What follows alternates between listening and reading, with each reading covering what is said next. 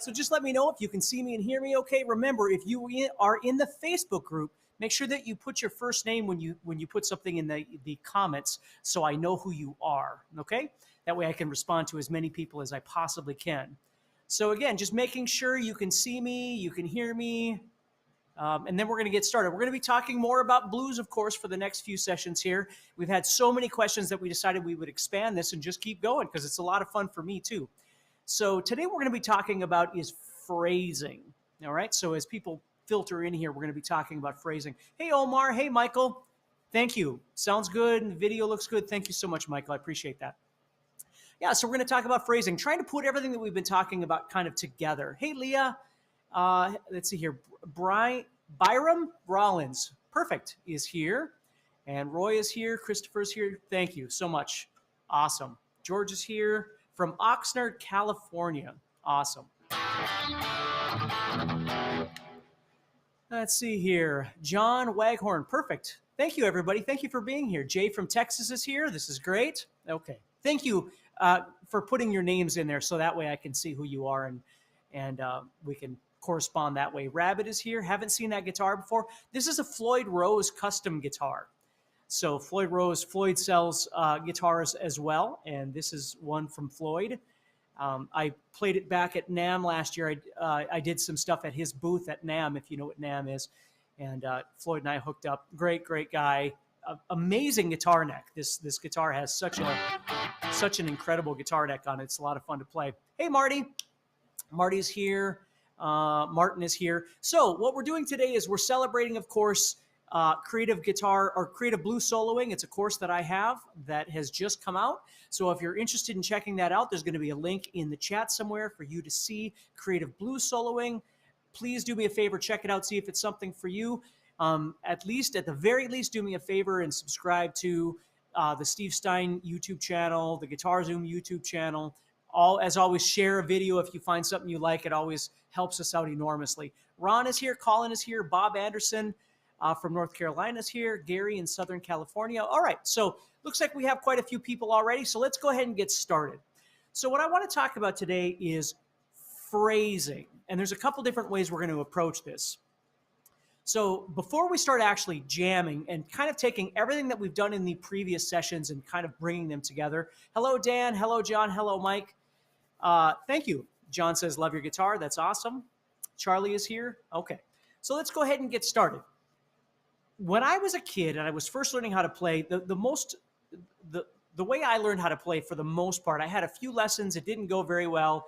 And I wound up just learning how to play by ear, which was really beneficial in some ways and somewhat detrimental in other ways. But that's how I did it. So what I would do is I would take albums and I would learn how to play. And yes, they were albums at the time. So I would take records, and what I would try and do is learn all the songs on one record on one side. That way I didn't have to keep changing the records and all that sort of thing. So I would just try and learn everything. And oftentimes if there was a song that I didn't really know, what I would do is I would try and jam to the song. And one of the records that I remember doing this a lot with was Back in Black by AC/DC. So this puts us around what, 1980, I'm not sure what, but Back in Black, it was probably 1982 for me, 83, 84, something like that. A little bit later than when the album came out, just because I wasn't playing guitar quite then. But I love that album so much that that's the one I'm going to talk about. So what I would do is I would take that album and I would put it on, and let's say we're listening to Back in Black. I would try and jam in between Brian Johnson's singing. So when he would say something in between there, what I would try and do is throw in some sort of a lick, right? Now, this is where the beginning of our phrasing conversation is going to start, is when I would do that, I would have two options. Either I would try and sort of replicate some element of what he just sang within the context of the lick or the sequence, whatever you want to call it, that I would try and play right after he would sing, right? Yeah, Back in Black came out in 80, but I wasn't playing then. So, I started playing in 83. So it was probably 84, 85 when I started doing what I was doing with it. So that's one way is you try and replicate some element, whether it's a rhythmic element, whether it's a melodic element, something like that. I would try and do in between some of his phrases. So for whatever reason, I would try not to step on his singing. So if he was singing, I wouldn't try and play, right? I was thinking, like, if I was on stage and I was Angus Young, or, I was in the band, I wouldn't play just over everything that he's singing. I would try and, wait till he's done singing, and then I would put something in there. So that was one thing that I would do is I would either try and kind of replicate a rhythm of something that he just did, or a melody of something he would sing, or here's the other thing. I wouldn't. I would just put in a cool lick. I would try and put in something that just made the song sound a bit cooler. So the first thing I want you to think about is when you're soloing, and this is in a context where maybe you're soloing with another guitar player and you're soloing back and forth, or maybe you're soloing with a singer and you're trying to do something. So the first thing that you do is you start thinking about how you're going to phrase relative to somebody else, or more than one person, right? Because if you remember in the last session, we were talking about how the misconception we have with jam tracks or backing tracks that we find is that they're 8 or 9 minutes long, and we're trying to fill 8 or 9 minutes of soloing, trying to make it exciting. And there's very few people on the planet that could actually make a 9-minute blues, 12-bar blues progression sound exciting for 9 minutes. I love Joe Bonamassa and Steve Vai and a million other people. I'm not sure I just want to listen to them solo for 9 straight minutes without something else going on. Maybe I do, I don't know. But the point is, we are kind of set up for failure by thinking we're supposed to solo for 9 minutes and it's supposed to be exciting the entire time.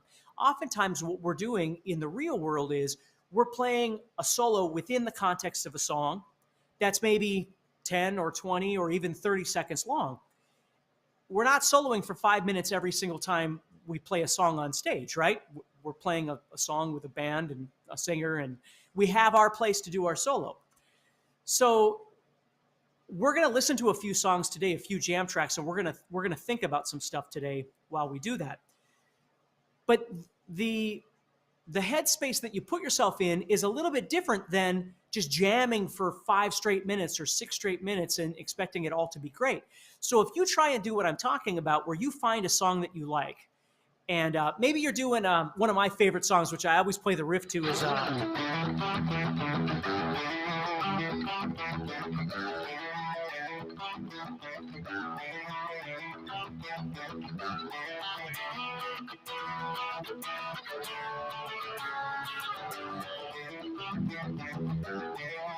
see? So I might take something like that, which is Just Got Paid, right? By ZZ Top, or whoever it might be from. And I'm thinking, just got paid today, got me a pocket full of change. And then I'm going to put something in there, right? Am I going to put a... Or am I going to put a... Or am I just going to put a little... Okay.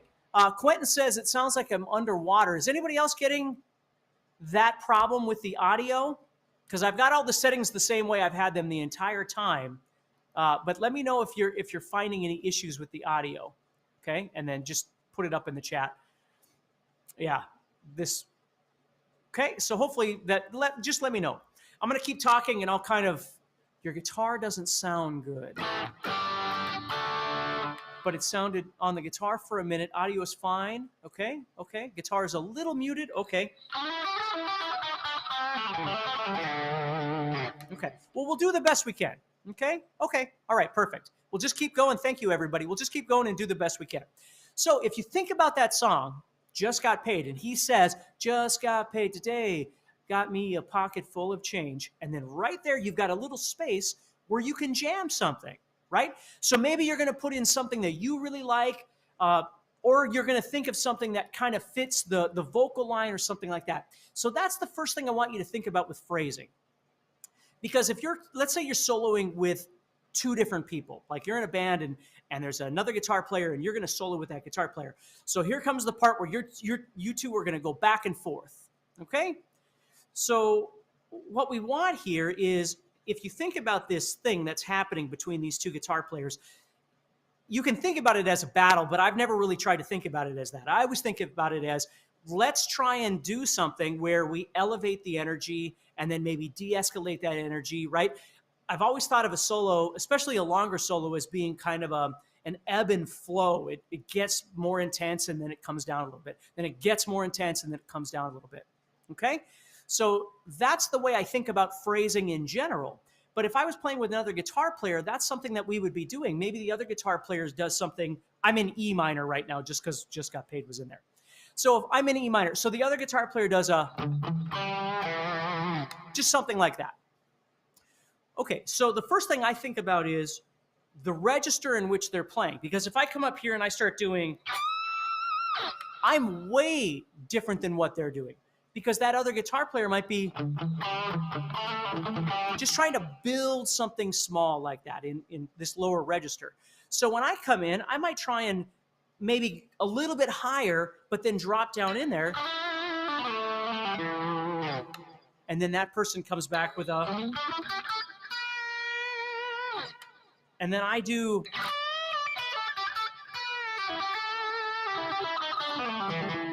whatever. So that's what we're usually trying to do, is something like that, where we're building all of these different things back and forth. Okay? So now we're going to look at some backing tracks here. And with these backing tracks, as I play them, and again, hopefully the audio will be okay enough, at least enough for you to hear. Trying to do all this in my studio and then stream it out to you takes a little bit of work, and you just never know how everything's going to work. But we'll do the best we can. So Leah says, what's the best way to improve creativity and phrasing? Well, that's kind of what we're going to talk about right now. So let's say I'm going to play this track, and the first thing I start thinking about, now there's no other guitar player, it's just me, but I'm going to start thinking about the groove, the subdivision options I have, of course the scale, the key, right? If it's minor, I'm playing more minor. If it's major, I can play major or minor, which we've talked about, all those kinds of things. And of course, I go through all that stuff in creative blues soloing. There's all kinds of stuff we talk about, okay? But as I'm listening to it, that's what I'm trying to think about. And then I'm also going to think about my limitations as a guitar player. Now, if I'm in practice mode, I can develop all these things, right? I can practice and stop the music and, practice a particular lick or an idea or a phrase or a scale position or whatever it is I'd like to do. When I'm on stage, I don't have that luxury. So when I'm on stage, the difference is I'm going to try and lean on my positive skills. So I'm not worried about whether or not I can or can't do a certain thing. If I'm worried that I might not be able to execute it, I might not play it if I'm on stage. Or if I'm at home, I can practice all these things, right? And that's what I want to think about. So let me show you this. What I'm going to do is take this here, just play this first one. This is a straight groove in the key of A. So let's just listen to it a little bit. Nothing fancy going on here. So here we go.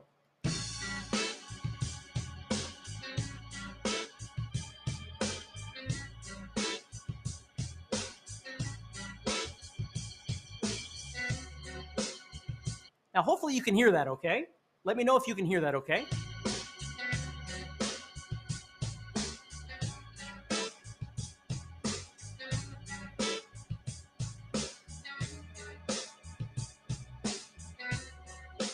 Okay, right? Okay, perfect. So we're thinking 1, 2, 3, 4. 1, this is in the key of A, so we're going 1 and 2 and 3 and 4 and dot, dot, dot, dot, dot, dot, dot, dot, dot. So that's the first thing I establish is my groove a swing or a shuffle, right? Or is it straight?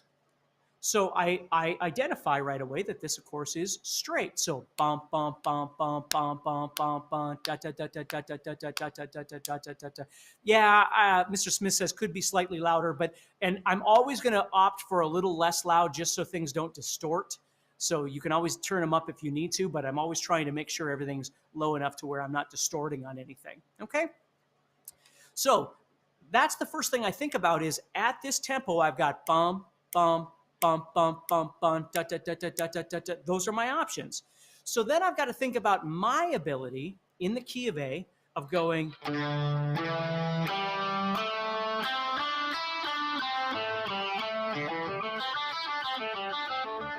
right? Because those are my three options straight off the bat. I have other rhythmic options, but those are the first subdivision options I've got are just doing a quarter note, an eighth note, and a 16th, right? Now, you might be able to do the quarter notes and the eighth notes, but you think, wow, those 16ths are just too fast, though. I can't do da da da da da da da da da da da da. Okay, so here's the trick to that, though. First of all, obviously, you can practice and develop that ability, right? But in the meantime, maybe what you do is you just do some 16th note touches by doing some hammer-ons or pull-offs, just here and there. So you dabble, you dip your toe in the water of 16th notes by just doing a,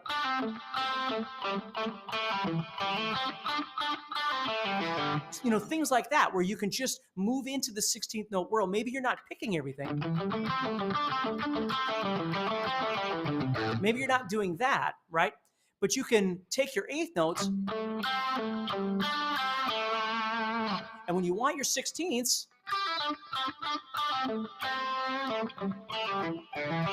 you can throw in some of those, okay? So that's the first thing I'm figuring out. I've got the key. Because it's in the key of A, I could use A major, I could use A minor, I could use a combination of the two. I could parallel solo that we've talked about before. And of course, it's in the guitar course, creative blues soloing, all that kind of stuff. But now I've got these kind of levels of subdivision that I can deal with. So as the music plays, and again, hopefully you'll be able to hear both of us, the jam track and myself at the same time, but just do the best you can.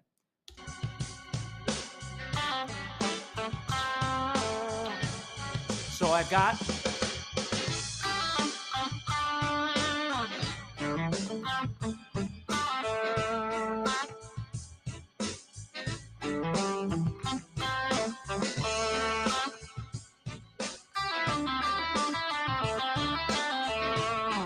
see, I'm not doing anything fancy with the scale. I'm just playing straight pentatonic here because I'm not focusing on my melody right now. I'm not focusing on that. What I'm focusing on are my rhythm skills, my ability to subdivide with what I'm given as a jam track or I'm on stage or whatever it is. The first thing my brain does is go, do I know my scale options, which we already talked about?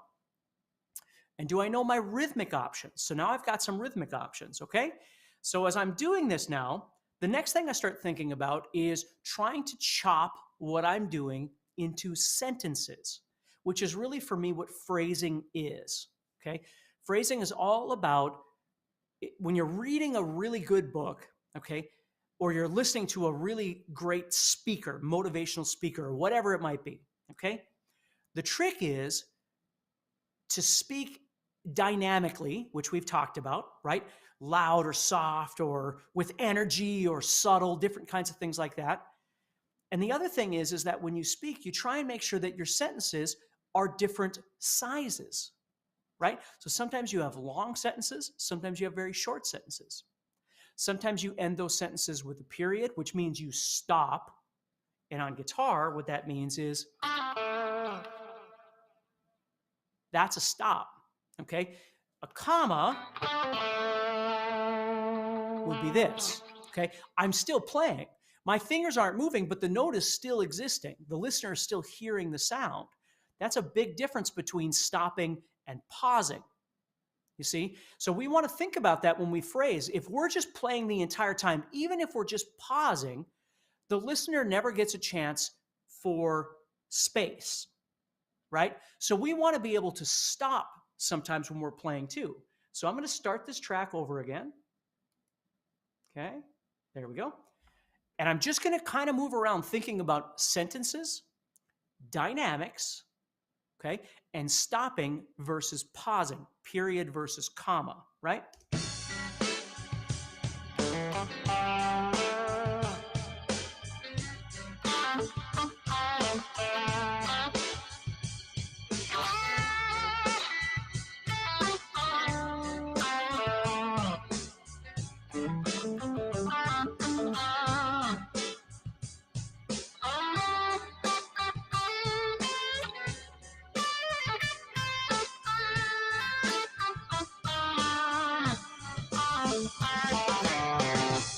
Okay, so I'm thinking about these phrases. Ba-da-dum, bum-bum.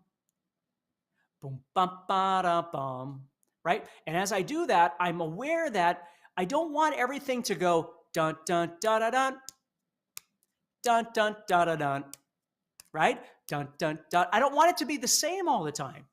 Always, whenever I say that to people, I always think of, if you've seen um, Ferris Bueller's Day Off, when the teacher's going, Bueller, Bueller, Bueller, right? It's just the same thing over and over, and everybody in the classroom is just tired and bored, and right.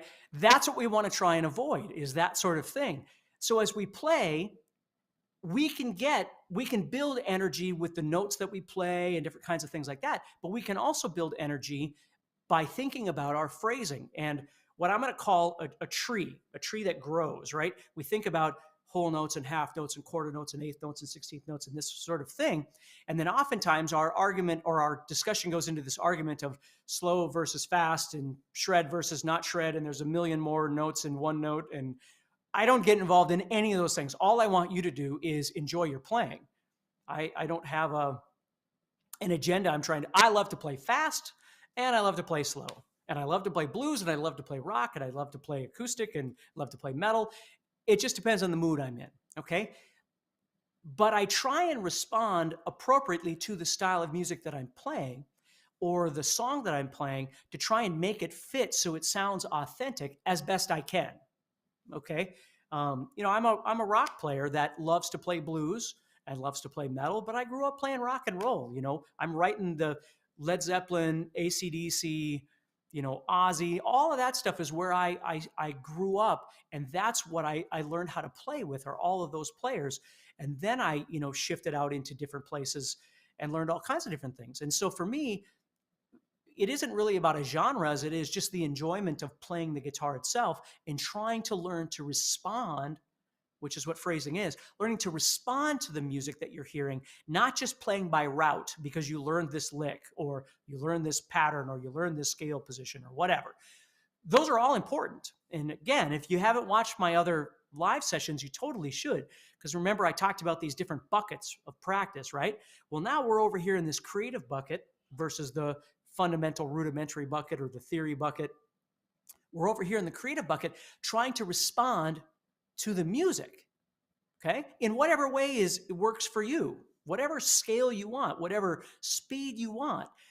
But when you practice, that's when you're practicing,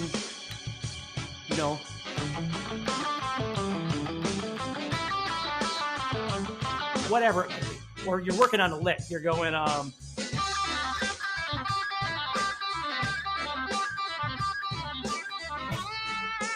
right?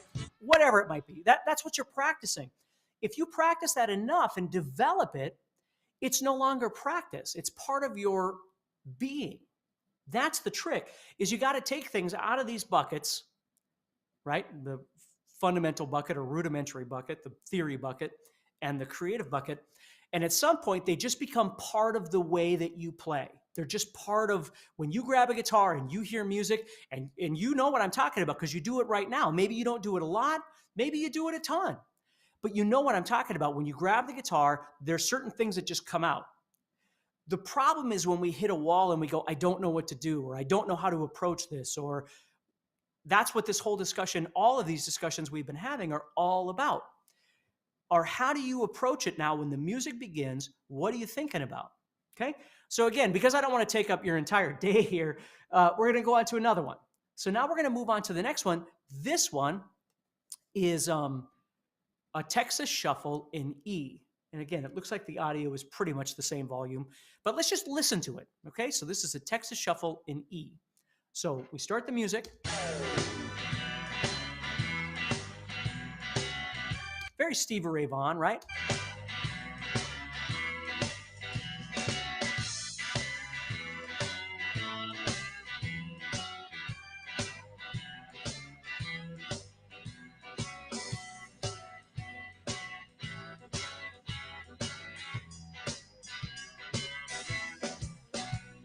Okay, so we know it's a 12. I just wanted to listen all the way through to make sure it was a real 12-bar blues like we've talked about and there wasn't something weird there. So it's a 12-bar blues.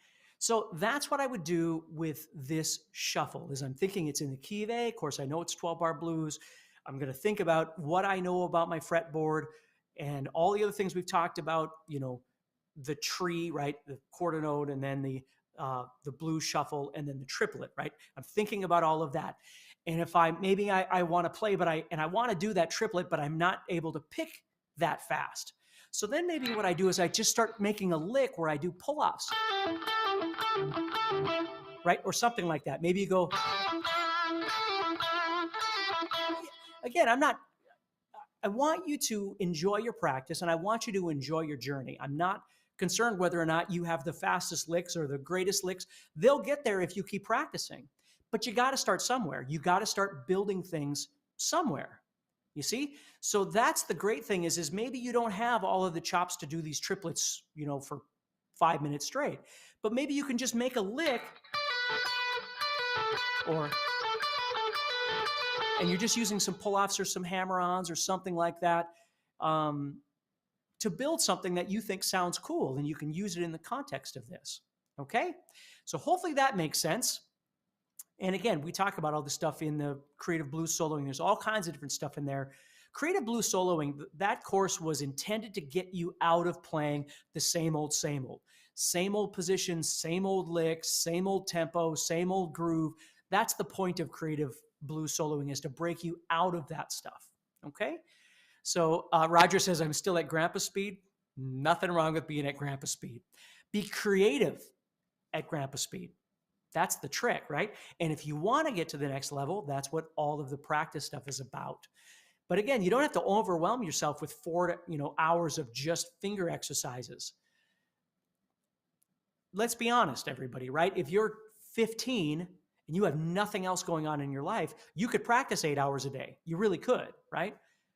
If you're 30 or 40 or 50 and you've got a family and you've got 2 jobs and you've got whatever, you may not have 8 hours a day to practice. My whole thing is instead of beating yourself up for it, why not just find the good stuff? Find the stuff that fits where you are. Have these upper level things that you want to reach, and that's awesome. But don't just rely on those. Figure out what works here, what works in the real world with where you are, okay? And then keep aspiring to get up here. That's what you need to do, okay? So let's move on to the next one here. Now this one is in B minor. So now we're moving back into minor. So as soon as I hear minor, I already know I'm not going to be using some of that major stuff. The like the major third, and I'm not using those really in the minor side. The minor side needs to be more dramatic, more melodic. And this says it's slow. So let's listen to it and see what we get here.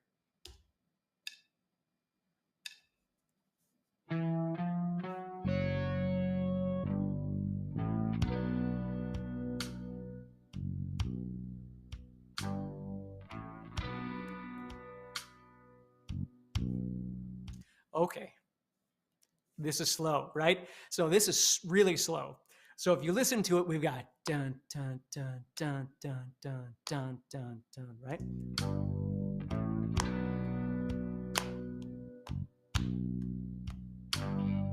So because nothing in my genetic makeup wants to go that slow, the first thing I think about is doubling that speed. Dun, dun, dun, ducka, ducka, ducka, ducka, ducka, ducka, ducka, ducka, ducka, right? That's where I go, just because that's where I live, is a little bit faster than that. But there's nothing wrong with the speed. It's a great thing. Here's my point to this, is that I'll show you that just in just a second here, but because it's so slow, I can almost sometimes disregard the groove entirely and just play disconnected to the groove. And I'm going to show you that in a second. So let's say I've got this going here, and I'm going to play within the tree, right? So I've got bum, bum, bum, bum, bum, bum, bum, dun, dun, dun, dun, dun, dun, dun, dun, dun, da, da, da, da, da, da, da. That's my tree. I know it's a stupid term, but it just makes sense in my head. It's growing. So this is where that goes. So as I'm listening to this,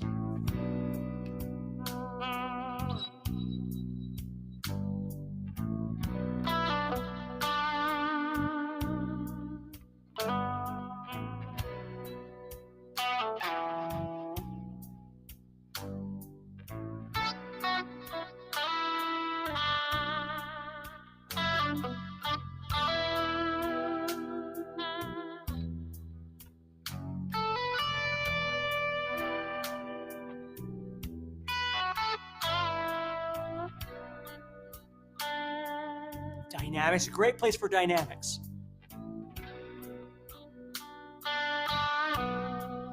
You see? Now, everything in my body wants to go to the next thing, which is what I want to show you right now, is disconnecting from that tree, disconnecting because it's so slow. I kind of want to just play over it. So I'm disconnecting from the obligation of that, quarter note, triplet, that sort of thing.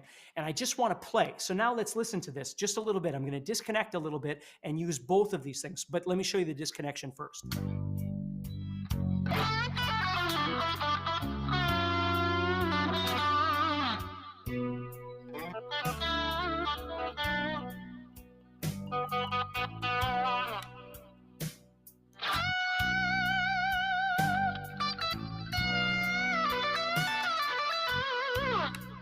See, I'm not thinking about, because it's so slow, I'm not thinking about the triplet and that sort of thing. I'm just playing. I'm trying to create energy over this. Okay. Sometimes, again, remember my ebb and flow thing, right? So sometimes I'm down here and I'm being really quiet.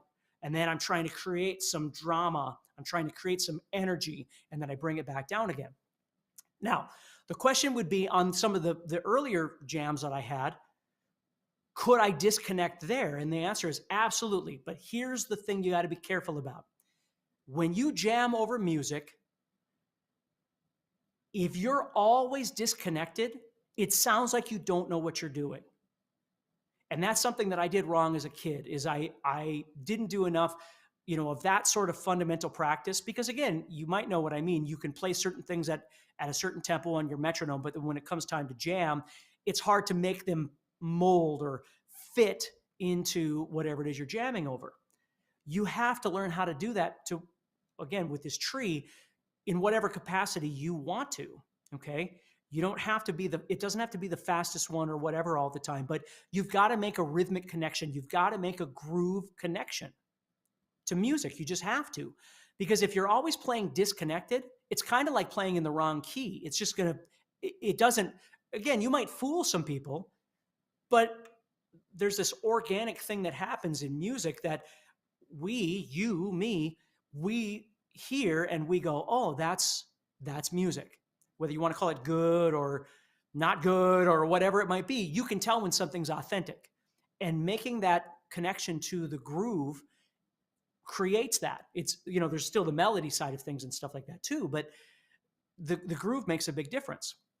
So if you think about it, when I'm playing, because this is so slow, it's easier for me to disconnect and kind of create this, but that doesn't mean I never want to make a connection to that groove. Thank you. Rincon's Freaky says, you rule, you rule. So let's keep going. See, I can still make a connection, but then I might follow that up.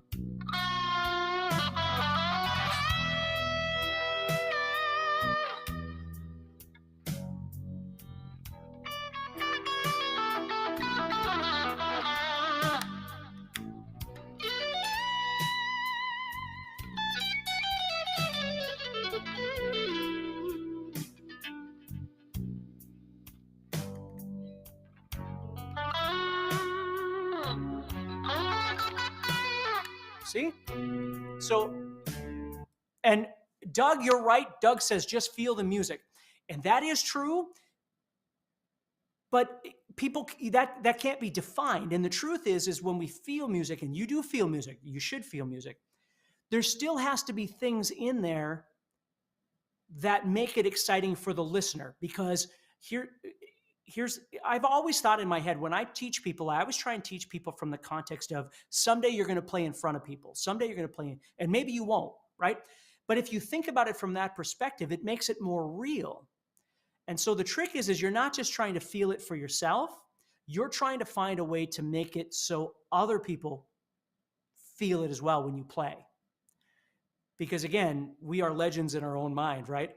And it really isn't about that. It's about, can we make something that's satisfying musically for other people? If they were to listen to us, are they feeling what we're feeling, right? Are we relating that to people? Okay. Jason says, better to play 10 notes with feeling than 100 notes without, but you can play 100 notes with feeling. See, that's the thing is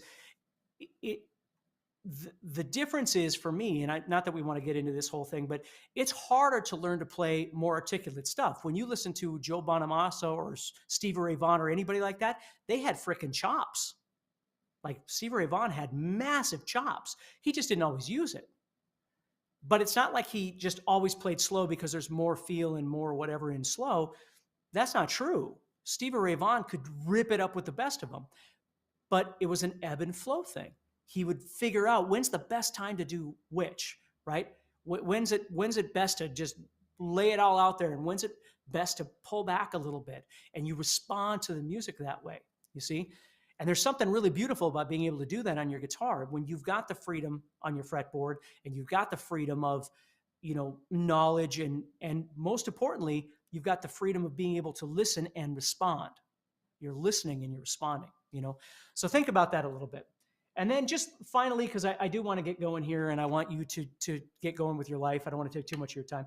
Here's another one. This one's in G minor. This one's slow, but it's not as slow. Let's listen to this real quick.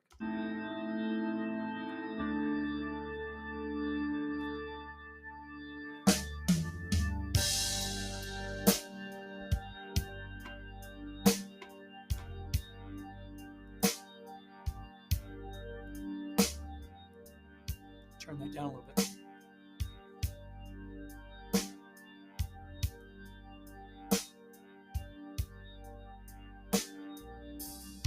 See how long we were on that first chord? We were on G minor for a long time. So the chords aren't supplying the energy.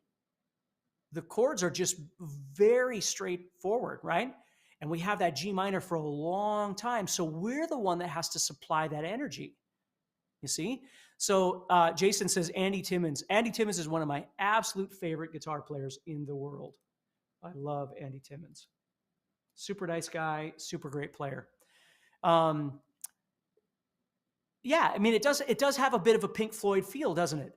So, okay, so let's just take this for a second and let me just kind of think about this. So again, dun, dun, dun, dun, dun, dun. It's a triplet, right? So I'm in G.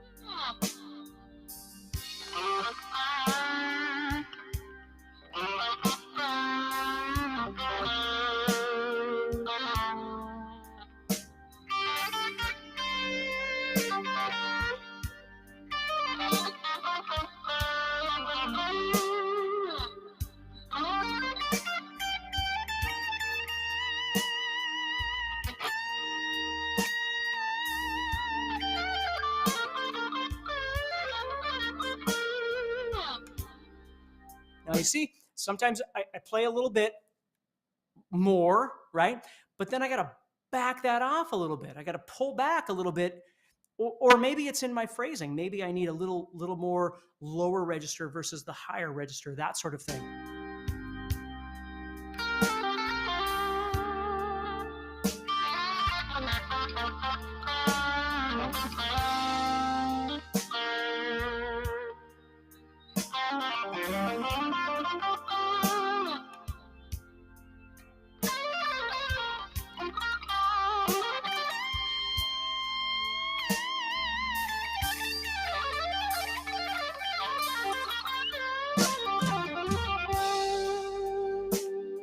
See? And then right there, maybe that's a good spot for me to just really let loose with those 100 notes versus one note, right? To really build this energy and then bring it back down again. Just ebb and flow, right? So that's that's the trick to all of this stuff. And I'm not saying that that's for you, okay? Yeah. So somebody just mentioned, you didn't use your name, but somebody just mentioned the connect versus disconnect. Totally happening in this one. Totally happening. where sometimes I'm connecting, sometimes I'm disconnecting, right? That's the way I like to play. It doesn't matter if it's the way you like to play, right? You might think, well, I would do whatever. Well, good, then that's what you should do, right? I'm not changing me for you, and I don't want you to change you for me, right? I want you to find what works good for you. So when you play, you're feeling it, right? You're not saying you're feeling it, you're feeling it. Because that's where the energy is. That's where the electricity is. Okay? It's not in us trying to sell our, and when I say sell again, I don't mean financially. I mean, when we play for somebody, we don't have to explain afterwards why we did what we did because they weren't getting it, right? We want them to walk away going, wow, that worked for me, right?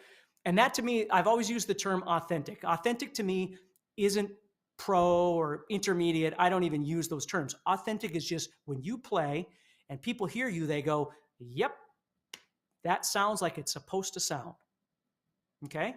That's what music to me is all about. It doesn't matter if it's country, rock, pop, jazz, blues, metal. That's what it is when you listen, you go, yep, that's exactly what should be there. Right? So that's what I want you to think about. Anyway, so let's go ahead and we'll stop there because we're going on just about 50 minutes here, and I want you to get back to your life. Friday, I'll be going live again. Dan may be on this with me. I'm not sure. We're still figuring that out. But I'm going to go live again. We're going to talk about some more blues stuff, hopefully help you. If you haven't watched some of the other live sessions, please do so. If you haven't taken a look at the Creative Blues Soloing course, please take a look at it, see if it's something that you're interested in. Elias says we need a metal course. We do. And there's definitely one coming in 2021. Okay. So everybody, I love metal too. So that's something else we'll talk about further down the life, or down the line. But anyway, everybody take care, stay positive, keep practicing, and I'll see you on Friday at the same time. Okay.